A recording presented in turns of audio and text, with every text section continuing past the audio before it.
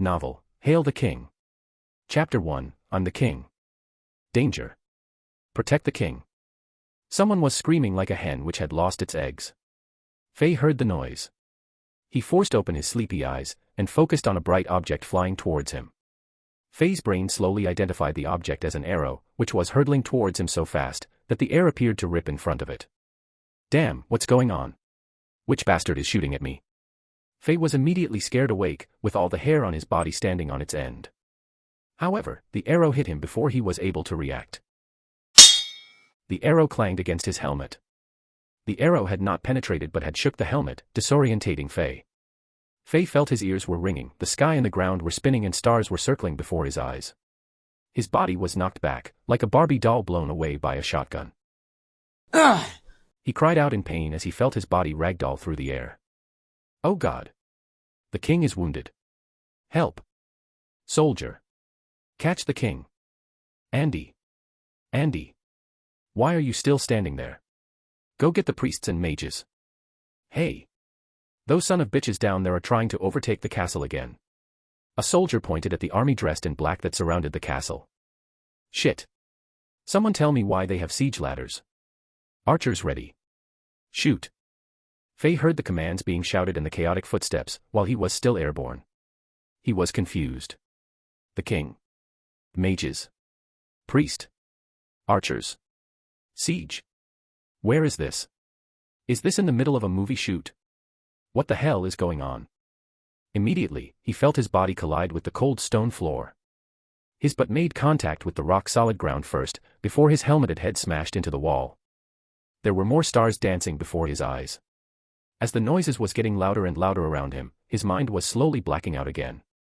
What king? Why does it feel like they are talking about me? Who gives a shit about kings or queens? You guys better not let me know who shot that arrow, or I'm gonna kill that guy. Fei thought vaguely.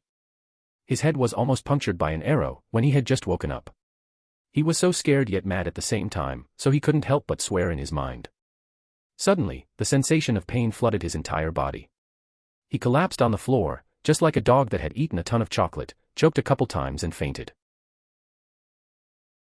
Don't know in how long, Fei woke up for the second time. His head felt sluggish and he could only vaguely perceive his surroundings. He felt like he was lying on a soft cloud, but as he tried to move, sharp pangs of pain and soreness declared his body's unwillingness to move. His head was still heavy as if someone had clobbered him with a stick. He couldn't open his eyes either. All he could gather was two female voices whispering around him. Angela, you're so silly. I wouldn't care so much about him if I were you. If he dies, you will easily own everything in the Chambord kingdom, and you don't even have to marry this royal idiot.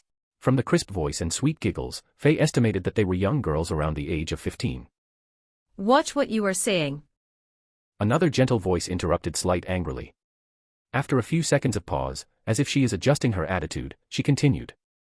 Emma, my silly little sister, do you know what you are saying? Don't ever say such things. After all, Alexander is my fiancé. Alexander? Who the heck is Alexander? Fei thought.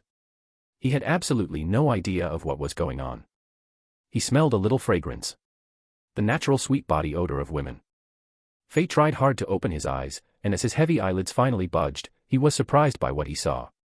He found himself inside what appeared to be a luxury medieval European palace, with magnificent decors, royal furniture, and an lavender scent, as if he was in a dream. He was shocked. He started observing his surroundings, after he felt that he had control of his neck again. Two perfectly postured females appeared in front of him. The one that was farther away was a young girl dressed in a maid uniform. Her blonde hair was simply styled into a pigtail. She pouted her mouth. Clearly, she was unhappy to see him awake. She must be the one who didn't care about the Alexander. Fei thought, although she is young, she is too cold-blooded. As his sight moved closer, he realized that he was lying on a dark red, gold-gilded king-sized bed. His head was resting on a soft velvet pillow. A beautiful girl was sitting on the side of the bed with worry written all over her face. Her silky black hair was like dark cloud tied together with a purple string. Her skin was paler than snow and smoother than ice. The violet tunic skirt elevated her curves, making her appear like a goddess that most men would dream of seeing. She was just perfect. Fei coughed intentionally to get their attention. You are awake. The black-haired beauty Angela bent over. Her expression quickly became one of surprise and happiness. Alexander, how are you feeling? Are you still in pain? Priest Evan said that you have to rest properly. I am. What happened? Faye didn't know what to say. Right after he said it, he was shocked. He discovered something unbelievable. Angela was using an ancient and weird-sounding language. Although Faye was a student in the graduate program at a university that specialized in language, he never heard of this type of speech. However, strangely, he doesn't just understand the language, he can speak it as well. Alexander, did you forget? When you were leading the soldiers protecting the kingdom, a sneaky enemy shot you with an arrow. Thank God you were wearing your helmet, or else you might have had to pay a larger price. Angela explained. She gently placed her left hand on Faye's forehead. It wasn't hot. Surprise flashed through her eyes. Great. Your body temperature is back to normal. Priest Evan said that as long as you don't have a fever, everything will be all right. Alexander, you are a brave king. Me. Alexander. King. Faye didn't know what was going on. That's right, our young and brave king of Chambord. It's all because of you.